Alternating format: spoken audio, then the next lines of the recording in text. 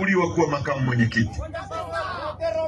Tumefanya uteuzi wa viongozi ambao tunaamini watafanya kazi na sisi ya kubadilisha maisha ya Watanzania na kuondoka kwenye mchezo kufanya siasa za kuchukua nchi hii na kubadilisha maisha yenu.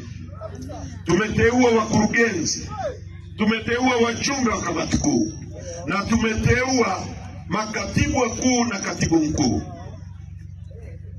Sasa kwa mujibu wa utaratibu wa chama chetu, mtu anayetakiwa kuteua katibu mkuu na kuidhinishwa na kuwa katibu mkuu ni mwenyekiti wa chama, na vikao vya chama chetu ndivyo vinavyopaswa kuidhinisha mtu huyo. Kama kuna makosa yamefanyika au kuna mtu yoyote ana malalamiko hayo, katiba yetu inasema yanakwenda kwenye kikao cha ngazi ya juu zaidi, ndipo anapokata rufaa.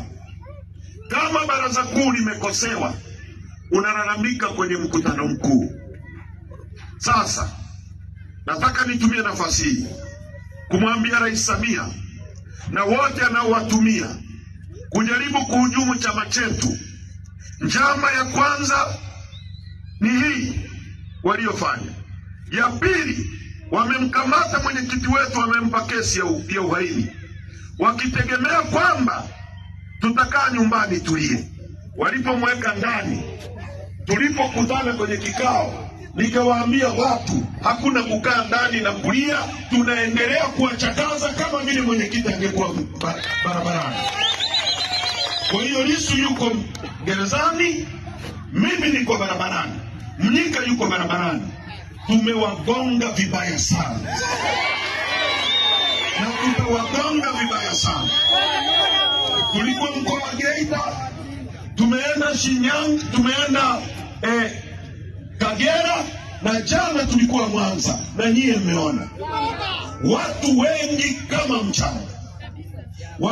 Wanachukua baadhi ya watu tuliokuwa nao, wamewapa fedha kwamba wajifanye wanajitoa kwenye Chadema. Sasa hiyo Chadema unayojitoa wananchi ndio hawa hapa. Wao kweli? Hiyo nayo imeshindikana. Sawa sawa. Sasa ya mwisho ndio hii kwamba msajili amesema hamtambui katibu mkuu wa chama chetu, hatambui wajumbe wa kamati kuu ya chama chetu. Mimi nakwambia msajili, wewe uhitaji kumtambua katibu mkuu wa chama chetu. Sisi Chadema tunamtambua katibu mkuu wa chama chetu. Huna uwezo wa kututeulia nani awe katibu mkuu wa chama chetu. Tunaelewana vizuri? Msimamo wa chama chetu, katibu mkuu wa chama chetu atateuliwa na mwenyekiti kama katibu inavyosema. Kama kuna mtu ana malalamiko, akate rufaa kwenye mkutano mkuu.